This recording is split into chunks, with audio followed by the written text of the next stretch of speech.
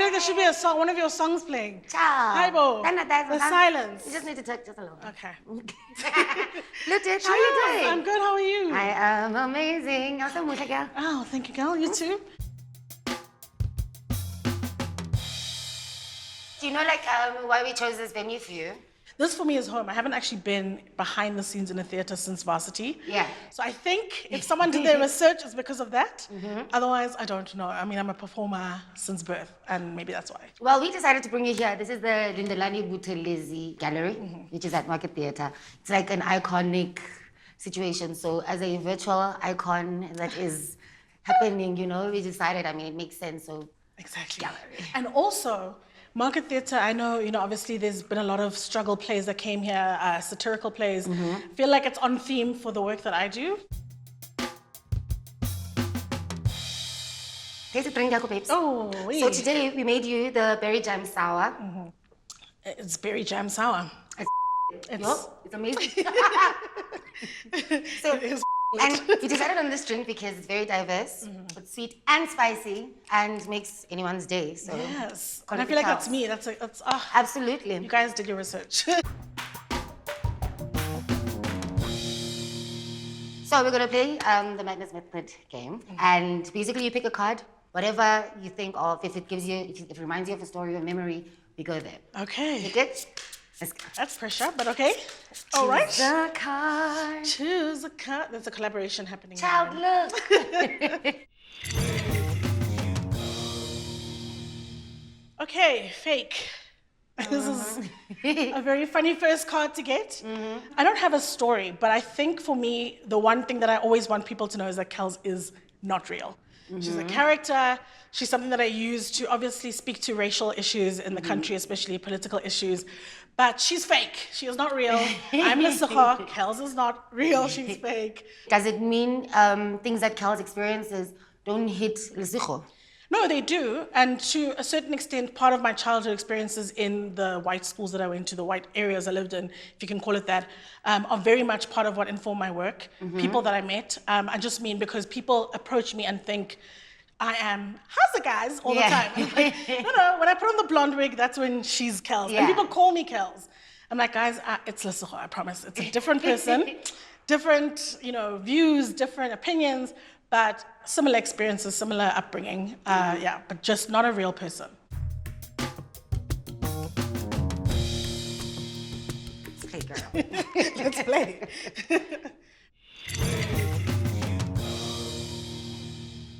So, this is actually funny because this is snake print and your lips are giving like a gold leaf snake print. Yeah. Well, for me, I think one of the things I learned in this industry, which is quite sad, was how snaky people can be. I mean, me and you've had conversations off air about this, but just the work that I've been part of sometimes has just introduced me to the fact that people don't really have anyone's back and people aren't really that nice in this industry. And I think I come off as naive, and I think I am naive because my thing was everybody wants to just put a good job together and everyone's just going to be nice. It's going to be an awesome experience and friends and Yay, I learned. I learned very quickly that just work in this industry, but I don't live in this industry. I don't socialize much in this industry because people are really there for themselves. And a snake is pretty and you go close and you love the skin and see, then it bites. I remember when I met you, you're not a snake. This is not a snake. Don't worry, child. Actually, what I was saying is it's so refreshing to meet people because I remember meeting you in a bar, and I don't think you remember this, but we were at a party at came to Katie's. you. I know. I remember and I was that. looking at you the whole time, and I was like, oh my God. I agree, people I like. So I just came to you, I was just like, you're the bomb child. Like, And I was dying, because literally all my friends, just before that, I was like, guys, that's Moonchild. What? And you were like, Kelz, I love your work. I was like, ah! So it's so nice and refreshing when you meet people like that, because for me, this industry has been quite hectic and it's been quite a learning experience. And also what it takes to just be in the public space. You have so many people every day telling you, you're not funny, you're not good, you're not this, every day. And I don't know if people told people in this industry that they gold, that is on our lips, but they really start getting a different idea of like themselves and then treating people badly. And I I just don't think that's like a cool thing, bruh. Like, I don't even know how else to say it. It just sucks. I just really, it's such a breath of fresh air when someone just understands that there's space for everybody. There's no need for competition. There's no need for snacksness. Everybody's a human, from the person helping on set, picking up rubbish, to the person who's in front of the camera. Do you know what I mean? This whole production is put together. If they would swing the cameras and see how many people are here, it's not just about the person in the front. And I wish more people would kind of take that on and understand that you're just one element and probably one of the smaller elements. On Twitter, I remember I went and defended you as well. I hadn't met you at the time, but I respected your work and I loved it.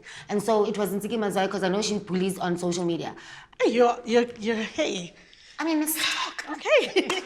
I've actually never done an interview this frank. I think I've always learned like media talk. But yeah, I even blocked her at some point because I was just like, every single week I'd post something. And I don't know if it's because she thought Kelz was real, because the way she was attacking was like, oh, this girl who thinks she's white and she has no idea, and we're fighting the struggle and natural hair and mama.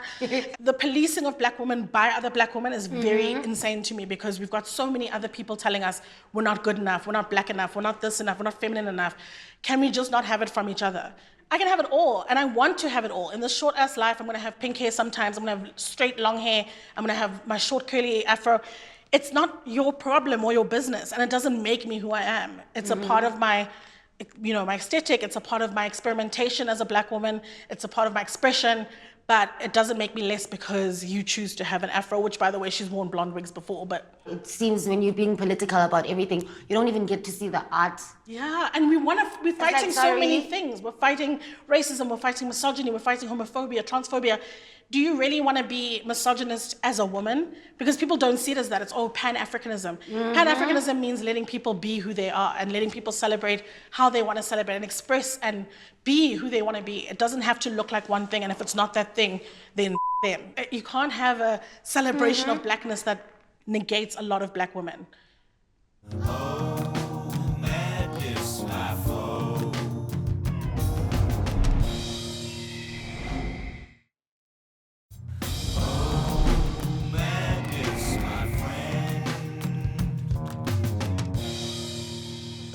Oh, actually, there's one thing I wanted to ask you about. Well, there's a lot.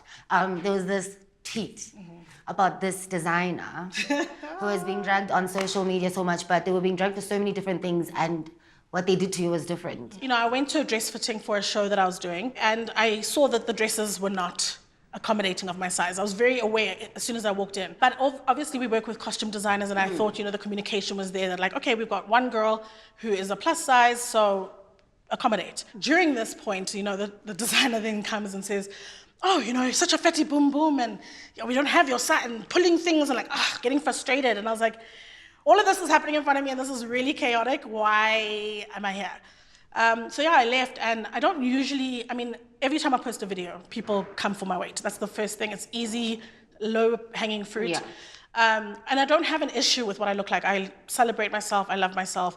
But sometimes when it comes from a place where you didn't expect it, when you expected to have a fabulous experience, because before that I was a fan.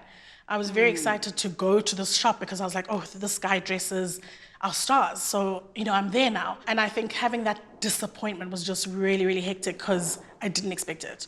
And it was a really big blow. And it was public, some of the cast was there, some of the crew was there. So a lot of things were just in place for it to be an extremely humiliating experience, an extremely low experience. And then afterwards to not have the person just say, you know what, I f***ed up, I'm sorry. And just deny it and then gaslight me. And then, it was just coming from all angles. It could have really been sorted in one day had he just been like, I really am sorry. Let me choose in the middle. Gosh, can one be like cute?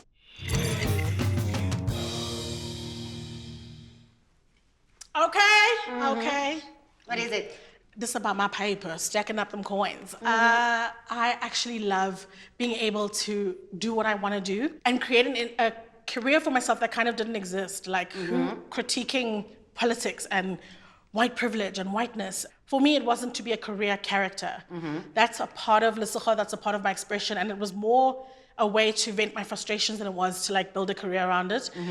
So I'm so grateful now that I get to take off the mask, take off the wig, and people care about Lesego and what I have to say and what I what I want to do.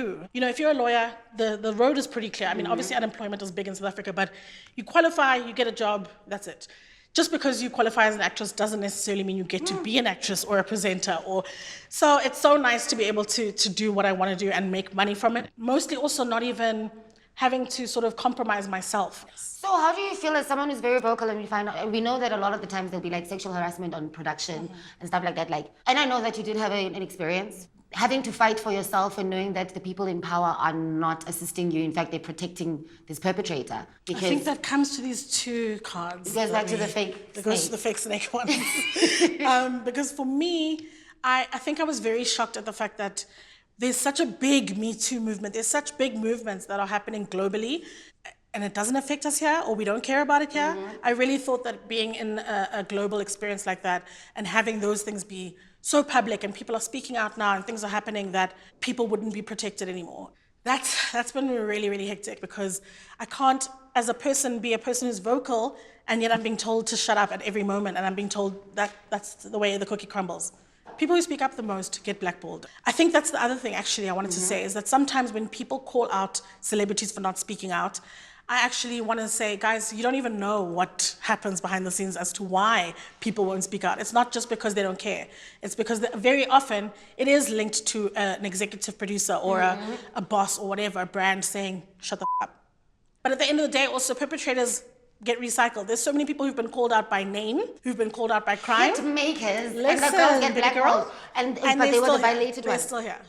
They're still making money. They're still getting the big jobs. So actually at some point it even feels like, why must I speak out anyway? Because I'm going to be the one who's going to struggle. You're the only one who's going to struggle. Not the perpetrator. This country loves protection of perpetrators. It should be on our flag. Like, welcome to SA. We protect perpetrators. Because yeah, man, there have been big names called out, and I thought, okay, things are happening. But it has to take like 40 victims, like a Harvey Weinstein or a Bill Cosby, for people to believe, or for people to then say, okay, maybe they should get cancelled.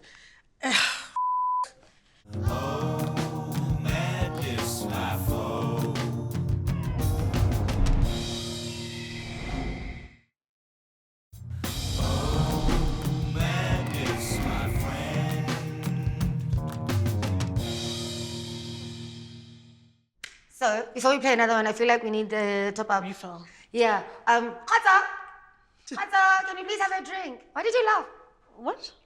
Khata. I'm excited just to Khata for the day. That's good. Any memories, anything? Nothing. XYZ. Offline conversations online. Wow. I hate you with all my heart. Cancel what I said about Moonchild. She's negative. China must know. Thank you, Khata. Especially because you're not on Twitter a lot now. So I'm not on Twitter. I hate everyone. Okay, so gold. Let's play another one. It's royalty today, huh? Babes. Let's play Chaka. What's up? Give me another one. Chicken. Yes, Cock. Do you eat it every day, like on a Sunday, like 7 Color Sunday Not vibes? every- Or it's like anytime you want? A little bit every day. Yeah. I'm a cockatarian, so I definitely love chicken. I eat meat, and I love cocks, like the animals and the animals. I've never seen you post anyone that even looks like you're dating. Do you date? I date. I date, girl. What? You can't just sit at home and not date. A little birdie told me that mixologist's name today is. You know what? I bet he didn't tell you anything. You better stop. You better stop. I stopped. But I do date. Do you know like Steve Harvey and the 30-day rule vibes? 90-day rule, and I don't. Oh, I said 30. That's you. No, I do know that. I think it's absolute nuts. I think you sleep with people when you're both comfortable, when there's consensual, when you both want to. I don't think sex is this thing you give to men. No, I'm getting. Yes, child. I'm getting. So when I want to get, I get. And when it's consensual and we're both in a comfortable place, if it's one day, if it's 90, it doesn't matter. Because a person who wants to disrespect you, my sweetie, will wait for day 91 to do it. Right. What's the point? This thing of like, oh, he'll respect you more if you wait. No, a person who respects you, regardless of when you have sex. Are you into peanuts or like hazelnuts? I don't know what the question is. Peanuts are very small, and then the hazelnuts are like bigger. Yeah. Okay, Which so nut are you actually, into? on my Instagram recently, I've been having conversations with, so like I do a series on sex. Having conversations about sex toys especially. Did not know how many South African women don't explore themselves sexually or feel like it's so crazy, and like all their husbands, because again it's mostly heterosexual situations where people will be like, don't bring a third party into the bedroom talking about a toy. I'm like, guys, if you don't know how to make yourself come, how are you going to ask him to do it? How are you threatened by a plastic also, child? Girl, and it's a completely different thing. Like, it's a completely different thing. It's not a competitor, it's a collaborator.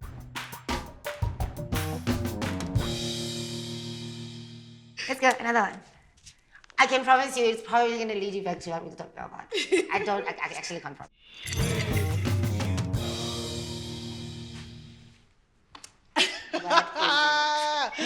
I actually used to struggle myself with apologies, and I feel like part of the human experience of getting older is just sometimes you have to humble yourself and just say sorry. Like I even spoke the other day, I tweeted something like, the thing of saying, I'm sorry for how you feel, or I'm sorry you feel that way, it's such a passive-aggressive non-apology. And I'm just getting to a point where I think, okay, how can I now use my position and my mistake to then be better? Because I've had moments, even in my life, where Kelz has helped me spotting my own privilege, because that's what I do a lot with Kelz as well, is like make fun of myself. People think it's just about white people.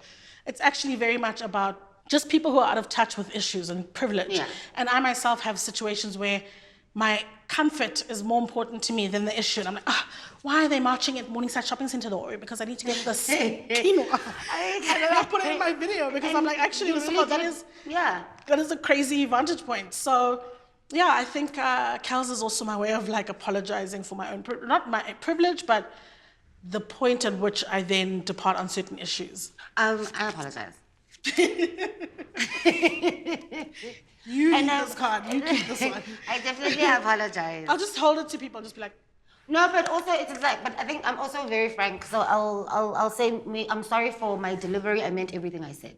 I'm very intentional with my words. Yeah, I think for me, there's always this thing where people want to be brutally honest, and I think there's definitely a need for honesty.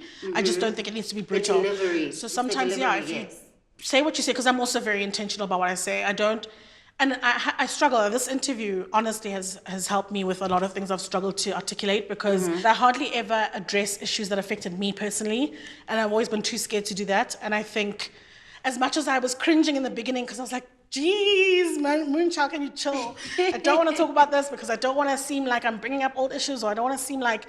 But I think it's actually important because I've never really articulated it properly, how certain things affected me and how certain people who maybe aren't aware of what their actions had done or their words actually hurt me. And I've always been too scared to speak about it. So I think this is actually a great therapy session. I don't know if I should pay you afterwards because off my chest. Ciao. So, the finale. So now you're going to pick 3 cards and you're going to tell me an entire story. Okay. Next? Let's see. I take one from the end, one from the middle, and one from this end. Yeah.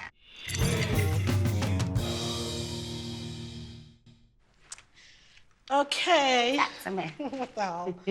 A balloon, an ice cube, and a wizard's hat? Okay. I don't know if I have a story per se, but this is... Okay, I'm a big birthday person. Okay, for me, every single year, my birthday is an extravaganza. So yeah, if you know me and you love me, you better say happy birthday because I'll cancel you. And I think my best birthday was actually in a hot air balloon, and I got a tattoo of it. Oh, you got a tattoo in there? No, afterwards. After. But the reason why I love hot air balloons and stuff like that is because I always used to be away from home. Like I said, I was living in London, coming back, going to New York for a bit, coming back. But hot air balloons always have a, they can see the world from a different vantage point, which I think I do. They go around for a while, you see beauty, you see whatever, but they always come back to the same place. And I feel like I'm really anchored to South Africa no matter where I go. I always wanted to, people ask me all the time, like, why did you come back? Why didn't you stay and like try in London? And why would you come back to this ghetto place? And I was like, because for me, comedy was such a big thing in South Africa, sitcoms-wise. In the 90s, we had Suburban Bliss, we had, Humanity, we had Growing Up, we had Madam and Eve. We had so many great sitcoms and comedies, and right now, everything seems to be quite saturated with reality and telenovelas. And those are like the only two kind of stories we get here.